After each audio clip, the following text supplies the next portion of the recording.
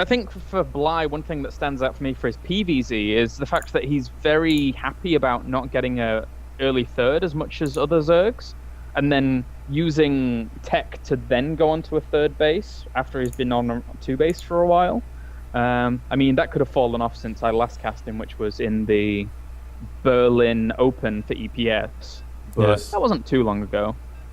I was there and I lost to Bly there, by the way. Oh yeah, that's true actually. Now that I think about it, I completely forgot. Sorry.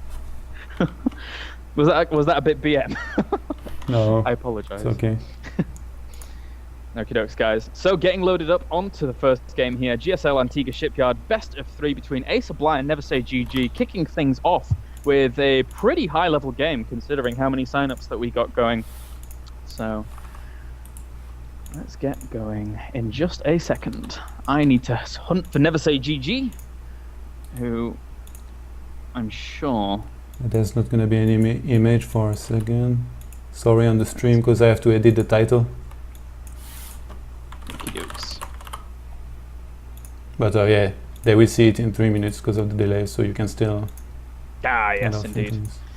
Okie dokes. So, spawning down to our southern position here of GSL Antigua Shipyard, we do have Mr. React NeversayGG, going to be spawning as our pink Zerg. And spawning up to the north, we do have AcerBly, going to be spawning as our red Zerg. Now, not too much of a difference really in terms of map difference for ZVZ. Some do lend themselves better to Mutal Display, for example, but that can be treacherous waters to traverse into in the mid-game, depending on how your opponent plays. But I'd be very interested to see if NeversayGG actually opens up a little bit cheesy, maybe with a bit more aggression early on. But Bly's ZVZ has always been able to impress me. He's quite resilient in the matchup, so... And you see NeversayGG, he just realized that the tournament Antigua Shipyard is only cross map, so his overlord changed course. He was initially going to scout on the right. Yeah, that's a very, very good point. Actually, yeah, GSL Antigua Shipyard is cross positions, so that gives them a very, very good indication as to what's going on, or at least does. I mean, because again, that alleviates the possibilities of close positions, that alleviates a little bit of that early pool timings if you do want to go for that kind of play. And in ZVZ, despite becoming a little less common now, it still can eke its way out and can be very, very annoying. So that's something that you always do have to prepare for in ZVZ right now. And Bly, he did a geyser trick. Is this some kind of tale about his build, or is it like kind of equal to the regular Overlord into Mordron's build? It's interesting because the geyser trick actually works out numerically inferior to just a normal Overlord, but people just still do it. Like, I think it's some kind of repetition coming out of some Brood War or something like that and just sticking with it, but it's very interesting that people still go for it, because again, the numbers were crunched on Team Liquid and it does come out slightly inferior, but it's not a massive deal, I don't think, at this early point in the game. Okay. So. And Bly went for pull first, and NeversayGG went for hatch first. I guess that's good. That's better for NeversayGG, right? Yeah, indeed. Again, you know, they're pretty much, you know, the minor differences, but this means that, you know, NeversayGG is going to have a little bit more access to that lava early on, which is going to allow him to, if he wants to, again, like if you go for a hatchery first, this can still mean quite a lot of pressure, because obviously you want that lava out to then put on some pressure. But for now, NeversayGG here with that gas on the way. Won't have too much of a speed window though, because AcerBly already has his gas down, and from there both players are going to equal out, and there's going to be the smallest speed window for Bly, but I would be very, very surprised if he could really execute any kind of advantage from that point on. And look at the overlords of NeversayGG. He has one overlord like very close to this hatch. Oh, could this queen kill it? Yes, it could, in theory, especially with the creep now just hatching or popping out from this hatchery. So he's going to be able to chase this overlord down and actually get the kill, which is a pretty big deal this early on. He's, you know, in response making 2 overlords. Yeah, that was smart. Go. He made them as soon as he realized this overlord was going to die. Yeah, so nicely done there by NeversayGG, but still losing the overlord is something that you shouldn't be doing at this point. Still a big deal. 100 minerals this early on is a much bigger deal than 100 minerals like, 5 to 10 minutes down the line because of the efficiency of your drone saturation, etc. right now. So Baneling Nest is on the way for Bly, as is it for NeversayGG. He made it in his main instead of at the expansion to try to kind of wall with. I thought that was pretty cool when I saw this. I saw a few ZVZs where the players did this, and it's kind of a new thing, I guess, to try to block for Zergs. Like, I mean, they've been doing this against Terran because of Hellions, but now finally I saw it in the ZVZ. So it's interesting that the gameplay is improving, and they're always trying to find some small new things to make the matchups better.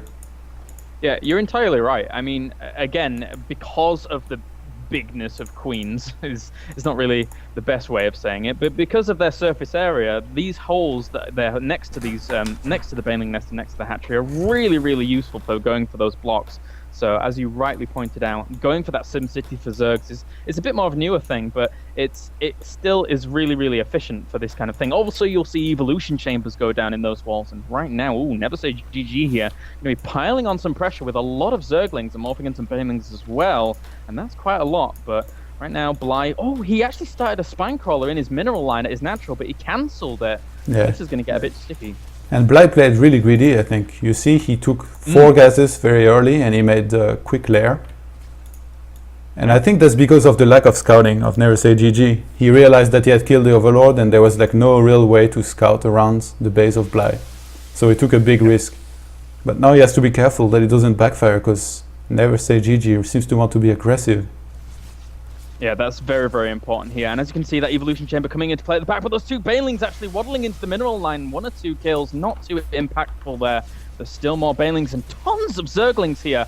NeversayGG has to control this very, very well here to negate these Banelings. A few more do get some good crashes into that. But at the same time, he's lacking the Queens in that wall. Zerglings running up into the main here, trying to put on some pressure once again. Banelings on the way to try and detonate. But look at this, still hiding some Zerglings in the back here from NeversayGG.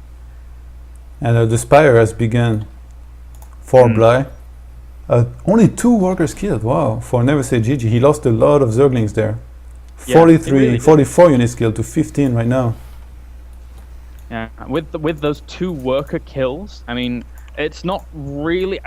all the while during that, Bly had to make Zerglings and stuff. So lava efficiency-wise, it wasn't too bad for NeversayGG, but the big problem for him is he's really behind in tech right now. Bly, with the Mutalist transition, as quickly has been able to get it out. And as you pointed out before, the way in which he played it so greedily paid off because of the really nice defense of Bly there. So right now, Bly putting on this counter pressure, and NeversayGG is going to have to commit a lot of resources to that to kick things off, but he still doesn't have the tech to really deal with the Spire. And I'm really surprised that NeversayGG didn't realize that there was something wrong. Like, he saw the 4 gases. I'm pretty sure he saw all of them. Yeah. So he should know, like, either it's Infestors or Mutas, but I guess in CVC, Mutas is quite common, especially if you play against Bly. Yeah, Bly does like his Mutalist play, and especially on this map, he really, really likes it as well. So, I mean, NeversayGG is going to try and catch up by going for his Infestation Pit, but if Bly hits, like, right now with 9 or 11 Mutalisks, then that is going to put on so much hurt to the point where NeversayGG is going to be trying to re-bolster his defenses, and this 3rd that's going down for Bly is going to go completely unscathed. I don't see how NeversayGG is going to be able to put on some pressure until he somehow has pathogen glands out with Infestors, but that's going to take a millennia to come out against this. And he's adding more spines, so he has late Evolution Chamber. 11 Mutas right now out on the map. And Bly looking to put some pressure here. He's only on 41 drones against 48, so NeversayGG droned quite heavily. If he had met Spores, it would still be okay for him, but now I'm afraid he might lose a lot of units. Yep. And go. He sees he cannot defeat those Mutas, and he just GG's out. The interesting thing about the end of that game was NeversayGG. Yes, he saw the layer, but he was unable to scout out the Spire, which had been very well placed at the back of the mineral line of the natural of Bly. Now, from there on, after he realized suddenly that it was going to be Mutalisks, he just goes into complete panic mode. It's like, try and get my infestation pit down. Did you click on NeversayGG's hatcheries at all to see the production? Because he had so many queens queued up just to try and get some anti-air out to deal with that. I didn't notice that. Yeah, really, really hard times there for NeversayGG, and going one game down against Bly here. Bly playing very, very formidably. Yeah, but NeversayGG really misread the situation, in my opinion. When he moved up the ramp and he saw all the 4 gases, he should have known something is up.